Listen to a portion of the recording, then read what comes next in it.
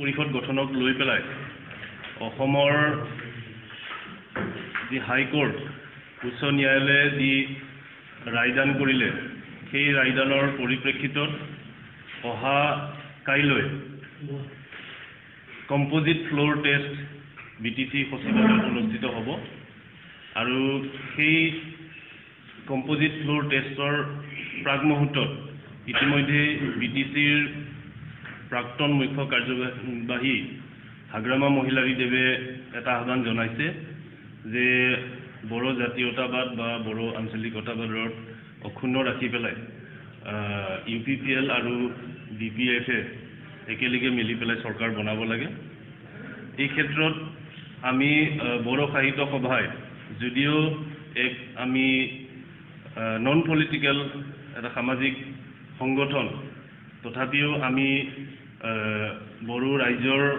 সেন্টিমেন্টক অনাৰ কৰি আমাৰ বড়ো ৰাইজে যি বিচাৰিছে সেই কথাখিনি আপোনালোকৰ জৰিয়তে অৱগত কৰিব বিচাৰিছো যে BTC অঞ্চলত এখন মানে মজবুত এখন কাউন্সিল গঠনৰ ক্ষেত্ৰত UPPL আৰু BPF লগ লাগি একেলগে যদি তেওঁলোকে আহি থকা সময়ত চৰকাৰ গঠন কৰিব পাৰে তেতিয়া BTCত এখন শক্তিশালী আৰু লগতে BTC অঞ্চলৰ শান্তি সম্প্ৰীতি অটুট ৰাখিব পৰা বা উন্নয়ন ক্ষিপ্ৰতৰ কৰি তুলিব পাৰিব বুলি আমি আশা প্ৰকাশ কৰিছো। আজিৰ যি সংবাদমেল এই সংবাদমেলৰ মূল উদ্দেশ্যটো হৈছে যে বড়োসকলৰ যি জাতীয়তাবাদ আৰু জাতীয়তাবাদক অস্তিত্ব ৰক্ষা কৰা যি দুটা দল UPPL আৰু BPF এই দুটা দললৈ বড়ো সাহিত্য সভাই আহ্বান জনাব বিচাৰিছে আৰু এই আহ্বান অকল বড়ো সাহিত্য সভাৰ কৰ্মকৰ্তাসকলৰ নহয়, এই সমগ্ৰ বড়ো জাতিৰ প্ৰতিগৰাকী বড়ো জাতিৰ ৰাইজৰ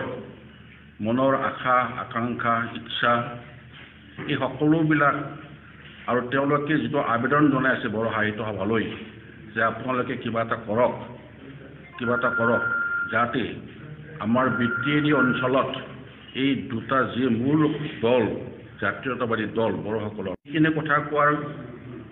যুক্তিটো হ'ল যিহেতু BPF দলে 16টা প্ৰথমতে 17টাই আছিলে এতিয়াও 16টা আছে 16জন সদস্য আছে আৰু UPPLৰ 12জন সদস্য আছে দুয়ো মিলি 28জন সদস্য হয়। এই 28জন সদস্যক লৈ BTCত এটা শক্তিশালী শাসন ব্যৱস্থা প্ৰৱৰ্তন কৰাৰ এতিয়াও সম্পূৰ্ণ সুযোগ আছে আৰু এই সুযোগটো গ্ৰহণ কৰিব লাগে আৰু BTCৰ সৰ্বাংগীন উন্নতি সাধন কৰাৰ ক্ষেত্ৰত একেলগে আগবাঢ়ি যাব লাগে। এয়া হ'ল জনমত ৰাইজৰ মত আৰু এই ৰাইজৰ মতকে আজিৰ এই সংবাদমেলৰ মাধ্যমেৰে বড়ো সাহিত্য সভাই আপোনালোকৰ চেনেলৰ যোগেদি সমগ্ৰ অসমবাসী ৰাইজলৈ জনাব বিচাৰিছে আহ্বান জনাব বিচাৰিছে। আৰু বড়ো ভাষা ভাৰত সংবিধানত 8ম অনুচ্ছেদ অন্তৰ্ভুক্ত হ'লেই শেষ নহয় বা অসমীয়া বড়ো ভাষা অসমৰ সহযোগী ৰাজ্যিক ভাষা হ'লেই যথেষ্ট নহয় বা এখন দুখন কলেজ ইউনিভাৰ্চিটি হ'লেই বড়োবিলাকৰ সমস্যা শেষ নহয়। বড়োসকলৰ যি আৰ্থ সামাজিক সমাজ ব্যৱস্থা এইটো বহুত পিছ পৰি আছে। বড়োসকলৰ অৰ্থনৈতিক যিটো অৱস্থা বড়োসকলে যিটো অঞ্চলত বসবাস কৰে সেই অঞ্চলবিলাকৰ যোগাযোগ ব্যৱস্থা আৰু সেই অঞ্চলবিলাকত থকা বড়োসকলৰ যিটো মানে আজিৰ যিটো দুৰ্দিন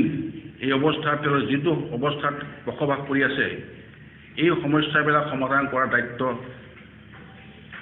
এই দুটা দলৰ বাহিৰে আৰু কোনে গ্ৰহণ কৰিব।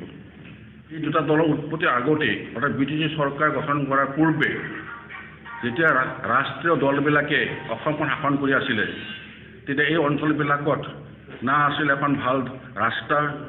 কোনো দলঙৰ ব্যৱস্থা নাই, ৰাস্তাৰ ব্যৱস্থা নাই, ইলেক্ট্ৰিফিকেশ্যন দূৰৰ কথা, স্কুল নাই, কলেজ নাই, মানুহবিলাক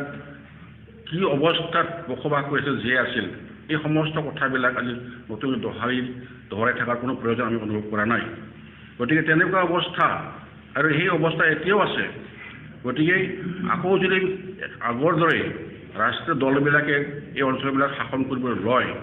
তেতিয়াহ'লে পুনৰ আগৰ অৱস্থায় ঘূৰি আহিব। যে বড়োসকল মাত্ৰ নহয়, অকল বড়ো কথা কোৱা হোৱা নাই, বিটিডি অঞ্চলত যিমানবোৰ জাতি জনগোষ্ঠী আছে সেই জাতি জনগোষ্ঠীসকলৰ সৰ্বাংগীন উন্নয়নৰ কাৰণে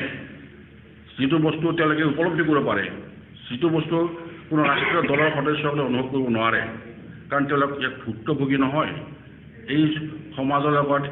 এই দৃশ্যৰ লগত তেওঁলোক পৰিচিত নহয়। গতিকে এজন অপৰিচিত ব্যক্তিয়ে শাসন কৰিব ল'লে তাৰ পৰা নিশ্চয় ভাল আশা কৰিব নোৱাৰি। গতিকে যিসকল ইয়াৰ ভুক্তভোগী, যিসকল ইয়াৰে সদস্য, ইয়াৰে মানুহ হয়, তেওঁলোকৰ গোটেই বস্তুখিনি নখদৰ্পণত থাকে, গোটেই বস্তুখিনি তেওঁলোকে জানে আৰু জানি শুনি তেওঁলোকে কাম কৰাৰ কাৰণে এটা সুযোগ পায়। গতিকে ৰাইজে বিচাৰিছে সি অকল বড়োই নহয় বা মুছলিম নহয় বা অসমীয়া নহয় বা কোনোবা বঙালী নহয় বা আদিবাসী নহয়, নেপালী নহয়, সকলো জাতি জনগোষ্ঠীৰ মানুহে এইটো বিচাৰিছে যে আমাৰ স্থানীয় মানুহৰ শাসন হওক,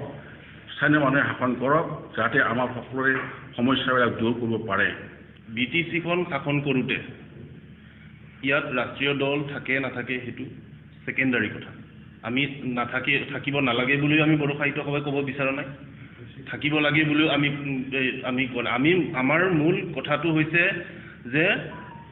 BTCখনৰ চলাওঁতে যিহেতু BTCৰ